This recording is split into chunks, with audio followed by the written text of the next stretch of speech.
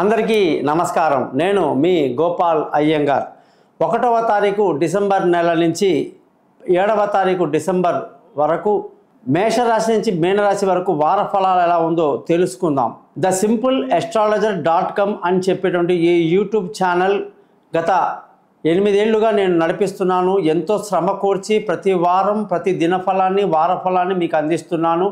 ఇదే కాకుండా అనేక విషయాల్లో ఆధ్యాత్మిక విషయాలు కానివ్వండి, అనేక హిందూ మతానికి సంబంధించిన అనేక అంశాలు కూడా మనం డిస్కస్ చేస్తూనే ఉన్నాం. దయచేసి మీరందరూ కూడా ఈ ఛానల్ని సబ్స్క్రైబ్ చేయటం, నలుగురికి చెప్పడం మీ బాధ్యతగా ఎరుగుతారని ఆశిస్తూ, ఇంత శ్రమ కోర్చి ఖర్చు పెట్టి మేము చేసే ఈ ప్రయత్నాన్ని మీరందరూ విజయవంతం చేయాలని మరొకసారి మిమ్మల్ని రిక్వెస్ట్ చేస్తున్నాను.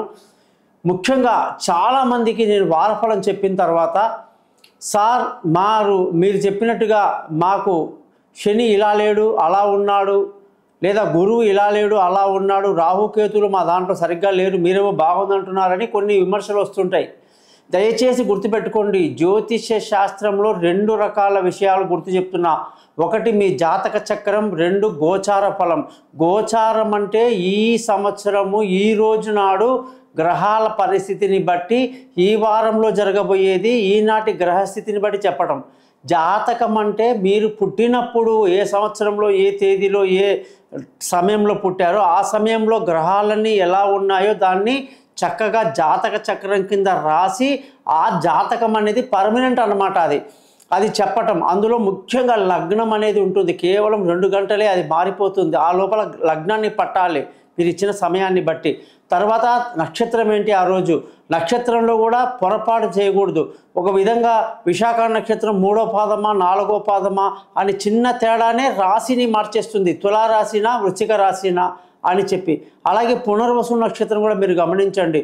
3వ పాదానికి 4వ పాదానికి కర్కాటక రాశికి మిథున రాశికి తేడా వచ్చేస్తుంది. అలాగా ఖచ్చితంగా మనం ఏంటంటే లగ్నము నక్షత్ర సమయాన్ని కూడా పట్టి ఏ రాశియో మనం గ్రహించాలి.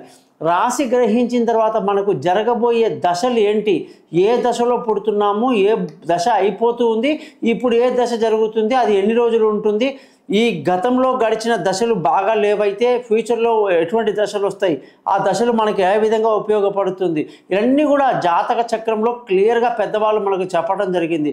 కాబట్టి మీ date of birth, time of birth, place of birth కానీ మాకు ఇస్తే ఖచ్చితమైనటువంటి జాతకాన్ని జ్యోతిషాన్ని మీకు చెప్పడం జరుగుతుంది.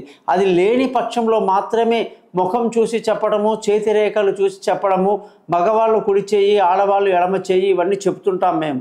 దయచేసి మీరందరూ అపోహలకు వెళ్లకుండా గోచారం వేరు జాతక చక్రం వేరని గ్రహించండి. మీ జాతకాలు తెలుసుకోండి. జాతక చక్రంలో మీ టైం బాగుందనుకోండి, నేను చెప్పిన గోచార టైం బాగుందనుకోండి, ఇంకా మిమ్మల్ని పట్టేవాళ్ళు లేరు. జాతక చక్రంలో టైం బాగా లేక, గోచారంలో టైం బాగా లేక మనిషి చాలా ఇబ్బంది పడిపోతాడు. చాలా తీవ్రమైనటువంటి పరిణామాలు వచ్చేస్తాయన్నమాట.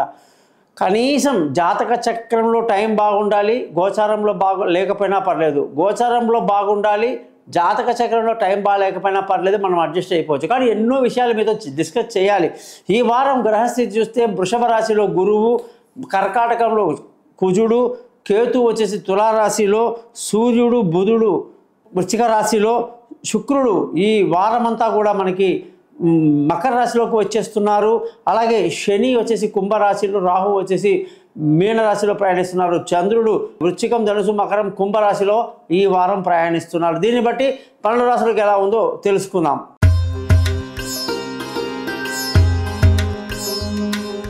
అందరికీ నమస్కారం.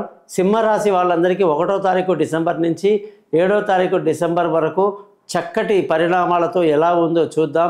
శుక్రగ్రహం యొక్క మార్పు ఇప్పుడు జరిగింది. దానివల్ల చాలా పెద్ద మార్పు సింహరాశి వాళ్ళు చూడబోతున్నారు. ముఖ్యంగా దూరంగా ఉన్న అన్నదమ్ములు బంధువులు కలుసుకుంటారన్నమాట. స్నేహితుల మధ్య ఉన్న విరోధం అంతా తొలగిపోతుందన్నమాట. అన్నిటికంటే మించి ఉద్యోగంలో మీరు అనుకున్నటువంటి పరిస్థితుల్లో మార్పులు చేర్పులు ఉంటాయి. కానీ కొంతవరకు అసంతృప్తి ఉండే అవకాశాలు మాత్రం ఉన్నాయన్నమాట. కాబట్టి ఉద్యోగంలో మార్పులు చేర్పులు చేసుకోవడానికి ఇది అంత అనుకూలంగా లేదు. కొంచెం జాగ్రత్తగా ఉంటే ఈ యొక్క రాశి వాళ్ళకి అది మంచిది. అలాగే ధనయోగం బాగుంది, కుటుంబ సంతోషం బాగుంది, విందులు వినోదాల్లో పాల్గొంటారు, సంతోషంగా ఆనందంగా గడుపుతారు. ముఖ్యంగా అందరికీ సహాయం చేస్తారు, మానసిక ధైర్యాన్ని బాగా కలిగి ఉంటారు. విలువైన వస్తువులు, భూములు, ఇళ్ళు, వాహనాలు ఏదైనా సరే కొనడానికి మాత్రం ఏమాత్రం కూడా అనుకూలత అనేది లేనే లేదు. జాతకాలు చూపించి దాన్ని బట్టి మీరు ముందుకెళ్ళాలి. అంతేగాని తొందరపాటు పడి మనకేదో అవకాశం వచ్చింది, ఇక ఇంతకంటే మంచి అవకాశం రాదు, ఈ అవకాశానికి జాతకాలు నమ్మడం ఎందుకు అని అనుకొని మీరు తొందరపాటు చేయడం ఏమాత్రం మంచిది కాదు. నేరుగా పప్పులో కాలేస్తారు. తల్లి ఆరోగ్యం పట్ల కూడా చాలా శ్రద్ధ వహించాలి సింహరాశి వాళ్ళు. ముఖ్యంగా సంతానం విషయానికి వస్తే పిల్లల చదువులు, వాళ్ళ విదేశీయానాలు, దూర ప్రయాణాలు అని చాలా అనుకూలంగా ఉన్నాయి. తెలివైన నిర్ణయాలు తీసుకుంటూ ముందుకెళ్తారని చెప్పేసి మనం బాగా చెప్పొచ్చు. సింహరాశి వాళ్ళందరికీ కూడా ఆరోగ్యం పట్ల శ్రద్ధ వహించడం ఎంతైనా మంచిది. ముఖ్యంగా రుణ బాధలు ఉండే అవకాశాలు ఉంటాయి, దాని నుంచి బయటపడడానికి ప్రయత్నించాలి. భార్యాభర్తల మధ్య చక్కటి సయోధ్య కలిగి సంతోషంగా ఆనందంగా ఉండడం, ముఖ్యంగా దూరంగా ఉన్న వాళ్ళు కలుసుకోవటం, పెళ్లి కాని వాళ్ళకు పెళ్లి కుదరటం లాంటివన్నీ శుభయోగాలు కనిపిస్తున్నాయి. ప్రేమికులకు కూడా అనుకూలంగా ఉంది. అలాగే అదృష్టం అనేది ఈ జాతకానికి ఏమాత్రం కూడా సరిపోవట్లేదు. మరి అదృష్టం లేదు కాబట్టి తొందరపాటు పడి ఏదైనా నిర్ణయాలు తీసుకొని అమలు చేస్తే నష్టానికి గురయ్యే అవకాశాలు ఉంటాయి. కాబట్టి తండ్రులతో, పెద్దవాళ్ళతో విరోధాలు రాకుండా చూసుకోవటం కూడా చాలా మంచిదనమాట. ముఖ్యంగా మీకు ఆల్రెడీ ఉద్యోగంలో మంచి పొజిషన్ రావాలి అంటే బాగా కష్టపడాలి అని చెప్తున్నాను. వ్యాపారాల్లో మాత్రం మంచి లాభాలతో ముందుకు దూసుకువెళ్తారు. ముఖ్యంగా కొత్త కొత్త వ్యాపారాల్లో కూడా పెట్టుబడి పెట్టడానికి అనుకూలమైన పరిస్థితి కనిపిస్తూ ఉంది. ఖర్చులు అధికంగా ఉండడానికి కూడా అవకాశాలు ఉన్నాయి. కాబట్టి సింహరాశి వాళ్ళందరూ కూడా ప్రతిరోజు నేను చెప్పిన విధంగా చెయ్యండి. మాణిక్యము అనే ఒక రాయి, అలాగే కనక పుష్యరాగము అనే ఒక రాయి, అలాగే తెల్ల పగడము అనే ఒక రాయి ఉంటుందండి. ఇది 3 కలిపితే జాక్పాట్ అన్నమాట. మూల త్రికోణ స్థానాలు ఇవి. అది అత్యంత పవిత్రంగా 6000 జపాలు, 16,000 జపాలు, 7,000 జపాలతో రెడీగా మన దగ్గర ఉంటుంది. ఏ రాయి చూసినా కూడా తక్కువలో తక్కువ 3 క్యారెట్ల బరువు ఉండాలండి. చాలామంది ఆవేశంగా 9 క్యారెట్లు పెట్టుకుంటాం, 10 క్యారెట్లు పెట్టుకుంటా ఉంటారు.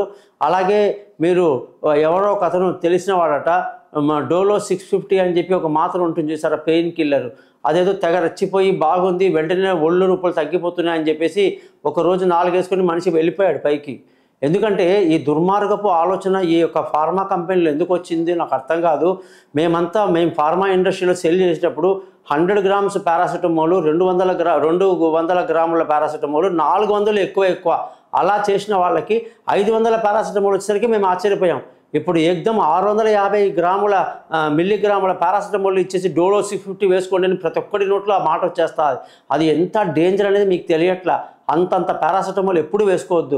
అలాగే చిన్న పాముని పెద్ద కర్రతో ఎందుకు కొట్టాలి ఆలోచించి 3 క్యారెట్ల రాళ్ళని పెట్టుకోవడం. అలాగే నేను చెప్పిన మంత్రం ఉంటుంది, రోజు రెగ్యులర్గా చదవాలి. ఇవన్నీ చేయండి. మీరు జాక్పాట్ కొట్టకపోతే అడగండి. మీరు ఖచ్చితంగా నన్ను కాంటాక్ట్ చేయండి. మీ జాతకాల మంది బ్రహ్మాండంగా చెప్తాను, తగినటువంటి రత్నాన్ని సూచిస్తాను. ముఖ్యంగా ఈ ఛానల్ని సబ్స్క్రైబ్ చేయడం మాత్రం అస్సలు మర్చిపోవద్దు. నమస్కారం.